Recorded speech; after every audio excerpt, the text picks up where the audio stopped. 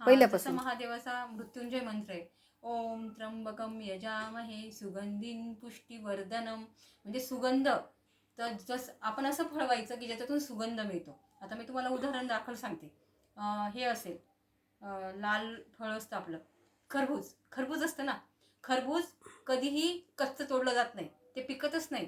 खरबूज तेव्हाच तुटतं जेव्हा ते पिकतं, ते देठापासून वेगळं होतं. म्हणजे आपला जेव्हा मृत्यू होतो तेव्हा आपल्यातून जीव निघून जातो ना, असा त्या मंत्राचा अर्थ आहे. आणि तो जीव राहावा म्हणून त्या फळाला महत्त्व दिलंय. बाकी सगळे फळ नासतात, फक्त ते एकमेव फळ असं आहे की जे नासत नाही.